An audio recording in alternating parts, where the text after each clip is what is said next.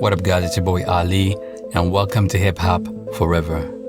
In the year 2000, Aftermath Entertainment was taking over hip-hop. Eminem released the Marshall Mathers LP.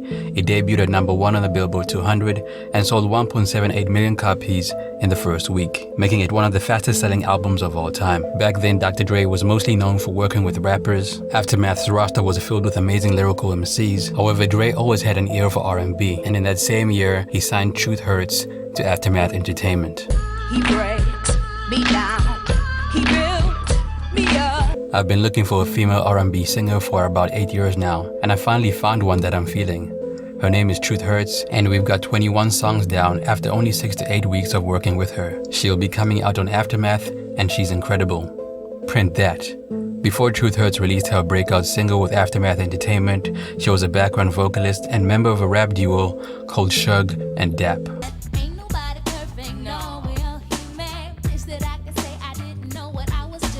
They released a single called Another Man. It gave them a little bit of recognition. However, the duo's working relationship came to an end when their record label folded. Luckily, Shari had connections and got a job as a songwriter on Aftermath Entertainment. We hooked up about 5 or 6 years ago. It was a tough time for me. I was going through a bad marriage. I met Dre through a friend who was affiliated with Bad Boy. I auditioned and joined the group Dre put together. After things didn't work out with that group, I joined Aftermath as a songwriter. While on the label, Truth wrote for other artists. However, her position quickly changed when Dre heard her sing a song that she wrote for someone else. Over the years, Truth made guest appearances on other people's songs. Most notably, she was on Jay-Z's The Watcher 2. I know you got your eyes on me.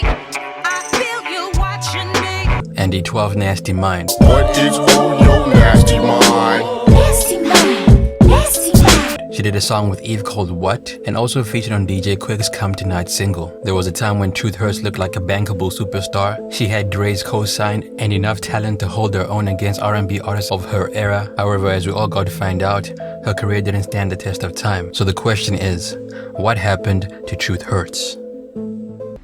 If he ever played you, or they ever wronged you, this one's for you. In the year 2000, Truth Hurts released her debut album called Truthfully Speaking. The album is 13 tracks long and features production from some of the biggest producers in the game. Dr. Dre, Timbaland, Scott Storch.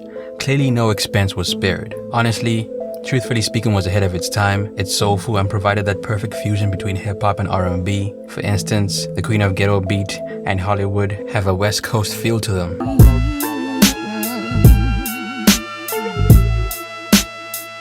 A rapper like Exhibit could easily ride those beats. Then on tracks like This Feeling and Next to Me, Truth Hurts let her emotions loose. I can't contain more than love to visit me all day. The album was well balanced and appeals to Mary J. Blige's fan base. If we're talking numbers, Truthfully Speaking peaked at #5 on the Billboard 200 and sold almost 90,000 copies in the first week. Now let's compare those sales numbers to other female R&B artists of that era. Ashanti dropped her debut album in the same year as Truthfully Speaking, and it did over 500,000 in the first week. J-Lo dropped This Is Me, and it did about 300,000 copies in the first week. A year prior, Alicia Keys released her debut album, and it sold 236,000 copies in the first week, and Maya dropped an album called Mood Ring in 2003, which sold about 100,000 copies.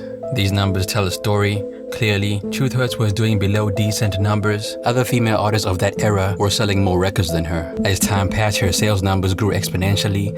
However, the project's growth came to a screeching halt when an Indian film and music company filed a lawsuit against Interscope. In the early 2000s, Calcutta's Saregama India Limited filed a lawsuit against Interscope Records and Universal Music Group. They claimed the sample used in Addictive wasn't cleared and sought damages amounting to $500 million. Additionally, the company didn't approve of the lyrics used in the song, claiming they are vulgar and infringe upon the culture and religion of Indian people. DJ Quick got the sample straight from television. He heard the song playing on a Hindi channel and recorded it to VCR. Unfortunately, he forgot to clear the record, hence the lawsuit. I woke up one morning, I turned on the TV and landed on this Hindi channel and just turned it up real loud. There was a commercial on and I just got up and went into the bathroom and started brushing my teeth. Before I knew it, I was grooving. The beat was just in my body. I went back in there and looked at the TV. There was a girl on there belly dancing, just like Real Fly. So I pushed record on the VCR. Now, lawsuits tend to happen to people who are actually making money, and in this case, Truth Hurts was about to make a killing. She had the Dr. Dre co-sign, her project was out, and she had a song with Rakim that was dominating the charts. Truth was winning, but unfortunately for the up-and-coming artist, someone else wanted a piece of the pie. To avoid the situation, DJ Quick should have cleared the sample. My first feeling was, why didn't DJ Quick clear the damn sample? My brother was my attorney. I remember then so much paperwork was coming through to him to clear samples and other tracks that we had on the album. I was like, you ain't get the paperwork for Addictive? He was like, no, we never got no paperwork for Addictive. I was like, what? It was each producer's responsibility to clear their own samples. It appears Negligence is part of the reason why Truth Hurts doesn't have a career today. If the sample got cleared, Truthfully Speaking might have gone platinum. Now, because the sample didn't get cleared, Interscope pulled the record off the shelves. The label planned to give the Indian company credit for the sample used. Once that happened, Interscope was planning to put the record out again. However, their efforts were in vain because Truth Hurts used this opportunity to leave Aftermath Entertainment. After the lawsuit, Dre wanted to keep working with Truth. He didn't think it would hinder her career. However, Truth Hurts thought otherwise. She believed the lawsuit made her a liability in the eyes of the label and chose to leave as a result. There was an injunction put on the credits. They took it off the shelves. It was supposed to be properly credited, then put back on the shelves. At the time, I thought that Interscope would completely give up on my career and shelve me. Also because once they had to pay their lawyers to go through the lawsuit, I said, let me see if I can get away while I can and maybe sever ties. In simple terms, Truth got paranoid. She thought her next album on Aftermath wouldn't come out and made moves that she didn't need to make. But at the same time, history has revealed one thing about Aftermath Entertainment. A lot of artists that got signed to the label didn't get to put out any albums. For instance, in 2005, Dr. Dre signed Bishop Lamont to Aftermath Entertainment. You see this man right here? Dr. Dre. You see this man right here? This is my space right now, so we're gonna do shameless promotion, bitches. Detox September, bitches. And watch out for this nigga album. It's hot. During that time, his buzz was significant, and a lot of people were waiting on his project. However, despite putting in a lot of effort and a lot of work, Bishop Lamont's studio album never came out under Aftermath. Bishop Lamont left the label in 2010, and soon after his departure from the label, he did an interview where he spoke about the reasons why a lot of artists on Aftermath Entertainment do not get enough attention from the label. Number one, you know that old saying, strike while the iron is hot? Dre didn't apply this principle to a lot of his artists. A lot of them could have done decent numbers if they released a studio album. However, Dre is a perfectionist. As a result, a lot of his artists would come to him with complete projects, and Dre wouldn't be impressed, which meant the artist had to start from scratch. The second reason why a lot of Aftermath artists had trouble releasing albums is because Interscope wanted Dr. Dre to release Detox before other artists on his label were given a budget. In essence, there's a good chance that Truth's second album with Aftermath would have never come out. 700 songs later. What's a real number? What do you mean, 700 songs? 700 songs? When I left the label, my hard drives, I had over 700 songs. Oh my Get the gosh. fuck out of here. After leaving Aftermath, Truth was still focused on music and formed a working relationship with Raphael Sadiq. In 2004, Truth attempted to make a comeback, releasing her second album titled Ready Now.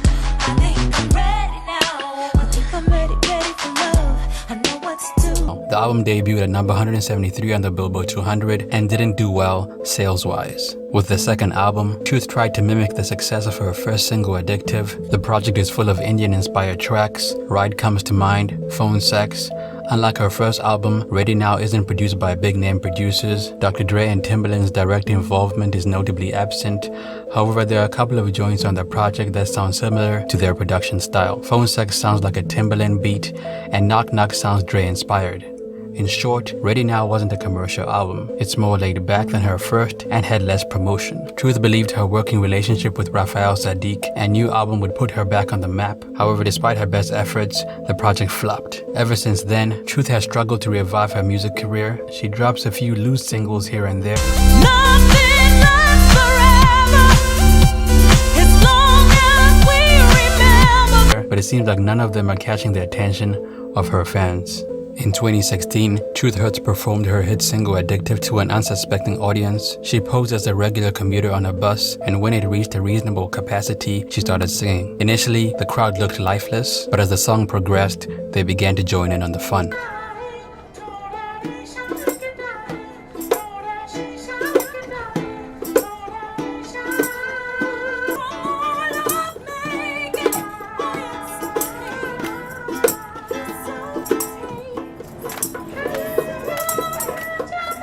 Clearly, Truth still knows how to move the crowd.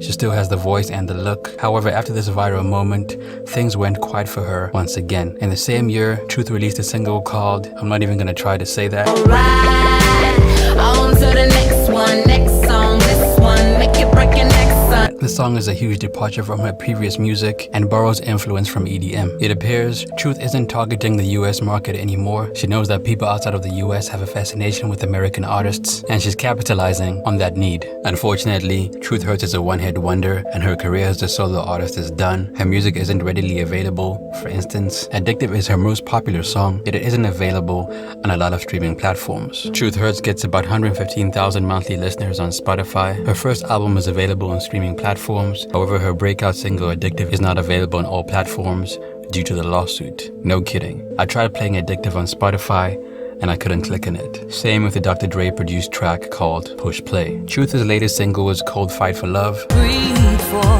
me, I could breathe for you. From the sound of things, it appears she tried to venture into the EDM dance music scene. A lot of artists tend to do this once their career in the US fades.